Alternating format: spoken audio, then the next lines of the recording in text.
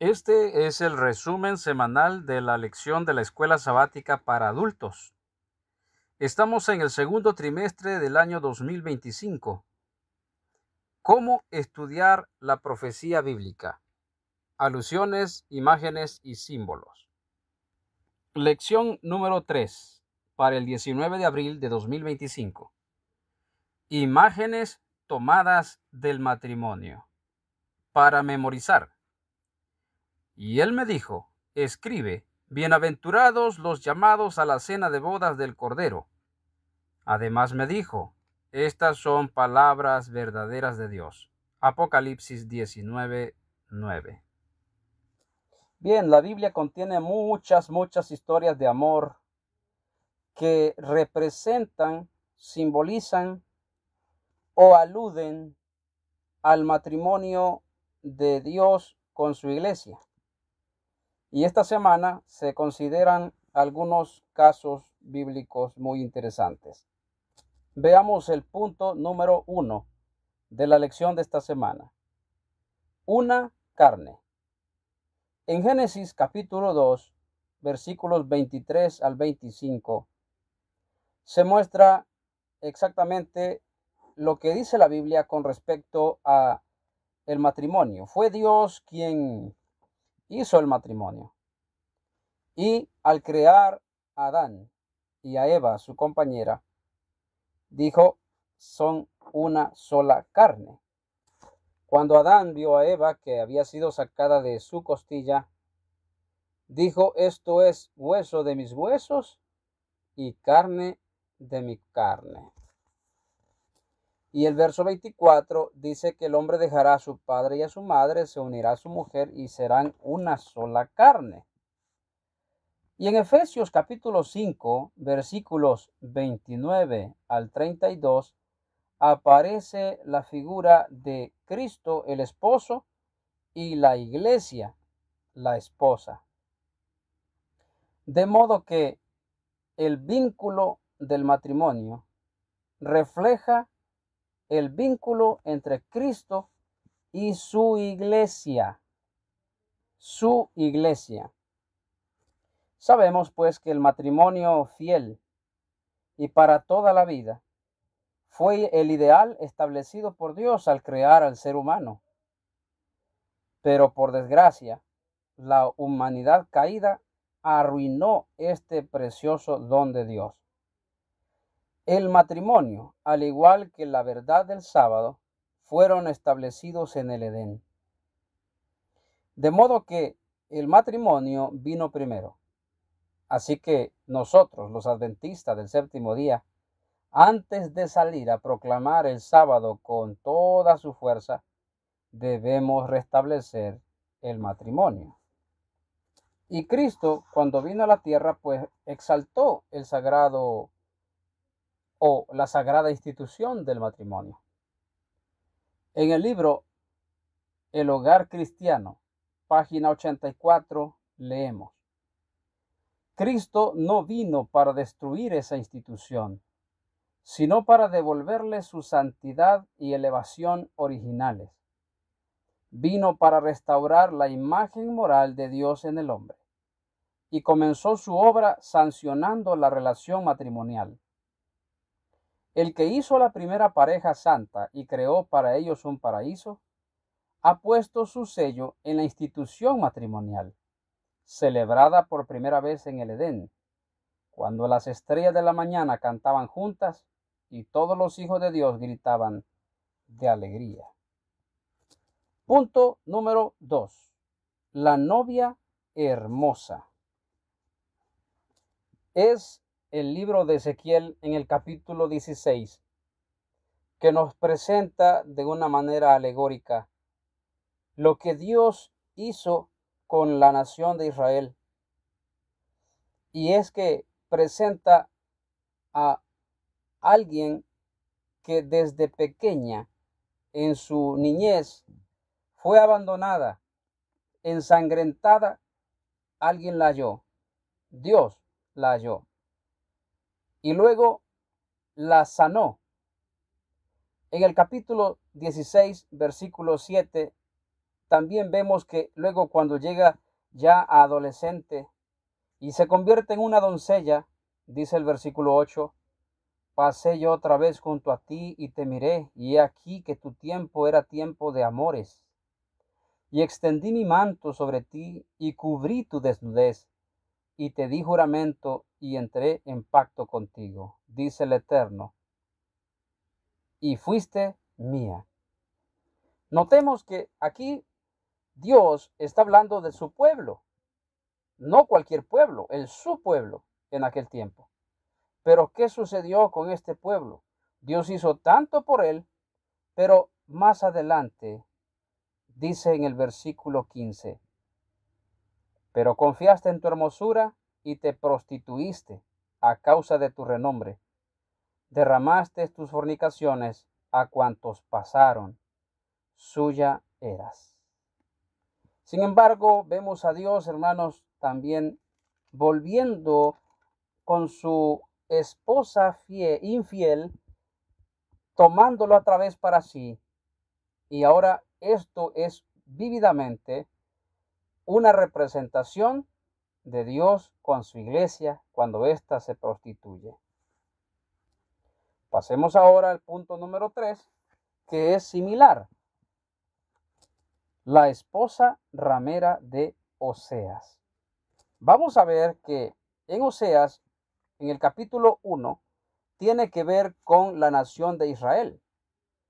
Pero en el capítulo 2 tiene que ver con la iglesia cristiana. Dice Oseas 1 que Dios le pidió al profeta que se casara con una mujer ramera llamada Gomer. Y tuvo 3 hijos. El primer hijo se llamó Jezreel. El segundo se llamó Lo-Ruama. Y el tercero, Lo-Ami. Lo-Ruama y Lo-Ami representan la no amada y no mi pueblo. En este caso, pues recordemos que la nación de Israel se había dividido. Las 10 tribus del norte, conocidas por Israel, y las 2 tribus del sur, reconocidas como Judá. Lo-Ruama representa a las 10 tribus del norte y Lo-Ami representa a las 2 tribus del sur. Jezreel representa a los profetas. De este modo vemos cómo el pueblo de Israel se prostituyó. La nación escogida llegó a ser ramera. Notemos algo interesante. ¿Por qué Dios aquí le llama ramera a su pueblo? Es porque le dejó a él y se fue tras otros dioses, tras sus amantes. Pero ahora en el capítulo número 2, versículo 1, encontramos un texto bien corto, pero abarcante. Decid a vuestros hermanos Ami y a vuestras hermanas Ruama. Aquí hay 4 personajes. El que habla, el que escucha y Ami y Ruama, a quienes debe llevársele el mensaje.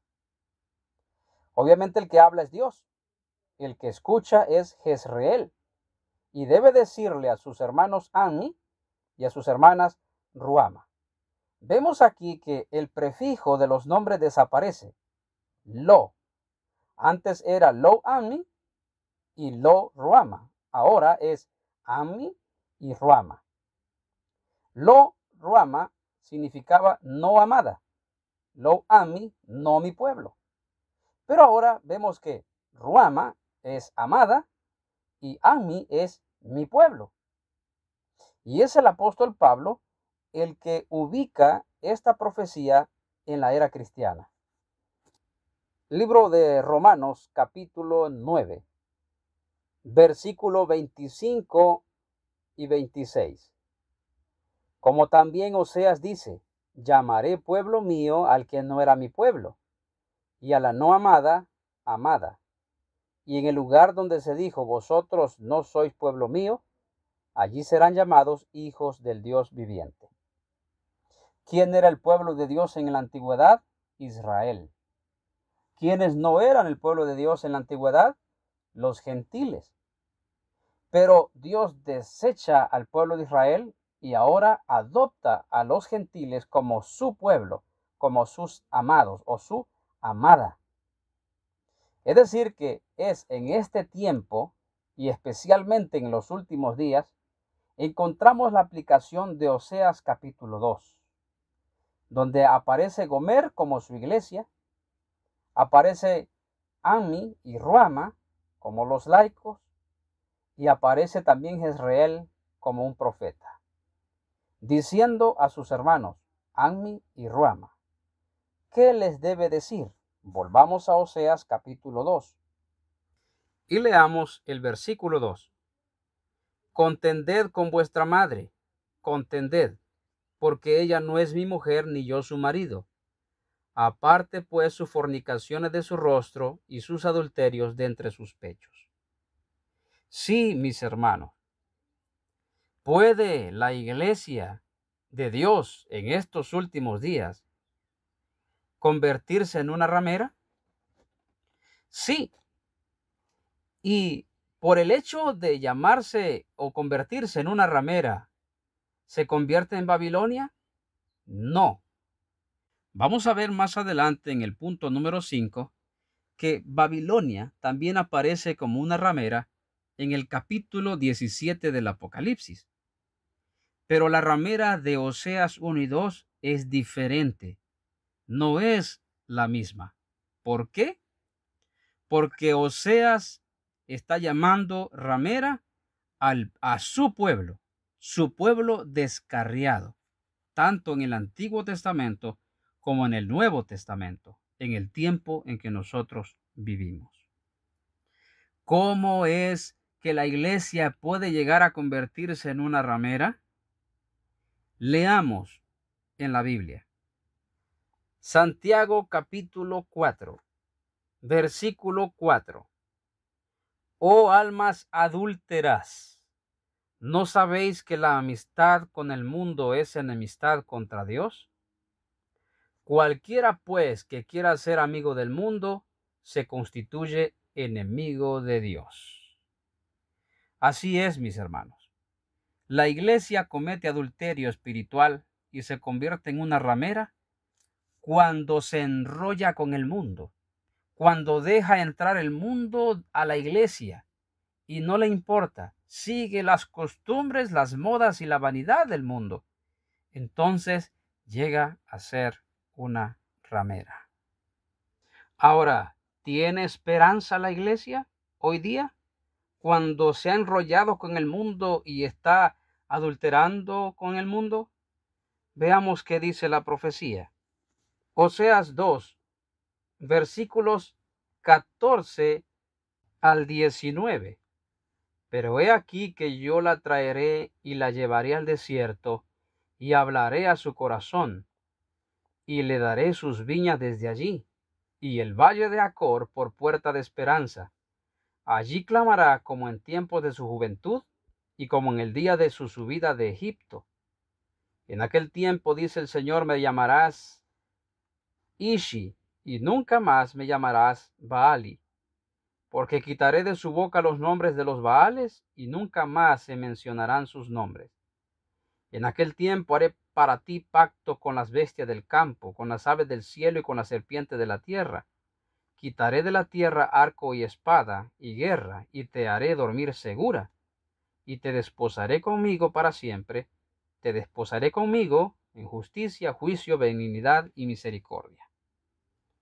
¿Cuándo, hermanos, ha de cumplirse esto? Profetas y Reyes, en la página 223 y 224 dice: en los últimos días de la historia de esta tierra, debe renovarse el pacto de Dios con su pueblo que guarda los mandamientos. En aquel día yo haré pacto con las fieras del campo, con las aves del cielo y con los reptiles del suelo. Quebraré arco y espada y quitaré de en medio de la tierra la guerra. Y haré que duerman ellos seguros. Vean, hermanos, que está hablando de la misma profecía. Y este mismo texto dice que en un lenguaje simbólico Oseas presentó a las 10 tribus el plan que Dios tenía para volver a otorgar a toda alma penitente que se uniera con su iglesia las bendiciones concedidas a Israel. Veamos ahora el punto número 4. Isaac y Rebeca. Bien, en Génesis 24 está la historia de Abraham, un padre anciano que ahora sabía que las promesas de Dios estaban llegando a su cumplimiento. Él ya estaba anciano y quería que su hijo se casara, pero no con las mujeres cananeas, sino que escogió o pidió que se escogiese una mujer de su parentela. ¿Por qué era tan importante para Abraham que su hijo se casara con alguien de su parentela y no de los cananeos? Porque los cananeos eran idólatras. Y obviamente pues sabemos y debemos entender y reconocer que los hijos de Dios se casarán solamente con las hijas de Dios, de su misma parentela. La historia de Isaac y Rebeca muestra la ternura que Dios tiene por su iglesia. Por eso Isaac y Rebeca es un modelo humano de lo que significa el matrimonio. Ahora vamos a analizar el punto número 5 y último de la lección. La ramera es juzgada. Hablemos ahora sí de la ramera de Apocalipsis. En el capítulo 17 del Apocalipsis aparece una mujer primero sentada sobre muchas aguas, luego sentada sobre las cabezas de la bestia y por último sentada sobre toda la bestia. La Biblia dice que esta mujer, en el versículo 5, el nombre de ella es Babilonia la Grande, la madre de todas las rameras y de las abominaciones de la tierra. Notemos que esta mujer ramera es la madre de todas las rameras. Y al analizar todo el capítulo, esta representa la adoración falsa que ha existido desde la antigüedad hasta el día de hoy. De acuerdo con Apocalipsis 19, versículo 2, dice: porque sus juicios son verdaderos y justos, pues ha juzgado a la gran ramera que ha corrompido a la tierra con su fornicación y ha vengado la sangre de sus siervos de la mano de ella. Al final, entonces, esa falsa adoración y todos los que entren en esa falsa adoración serán juzgados y condenados. Pero lo maravilloso en este capítulo es que en los versos 7 al 9 leemos lo siguiente: gocémonos y alegrémonos y démosle gloria, porque han llegado las bodas del Cordero y su esposa se ha preparado. Y ella se le ha concedido que se vista de lino fino, limpio y resplandeciente, porque el lino fino son las acciones justas de los santos. Y el ángel me dijo: escribe, bienaventurados los que son llamados a la cena de las bodas del Cordero. Y me dijo: estas cosas son palabras verdaderas de Dios. Sí, mis hermanos, si bien es cierto, todos aquellos que han de entrar en la adoración falsa serán juzgados y condenados, aquellos que se mantengan firmes y fieles a Dios se convertirán pues en aquellos que entrarán a las bodas del Cordero. Ojalá que podamos apresurar ese día para encontrarnos con el esposo, nuestro Dios. Cerramos la lección con una cita inspirada. Testimonios para la Iglesia, tomo 7, página 48. El matrimonio, unión para toda la vida, es símbolo de la unión de Cristo con su Iglesia. El espíritu que Cristo manifiesta hacia su Iglesia es el mismo espíritu que debe reinar entre los esposos. Que la paz del cielo sea sobre cada familia, sobre cada matrimonio. y que el sol de justicia alumbre nuestras vidas hoy.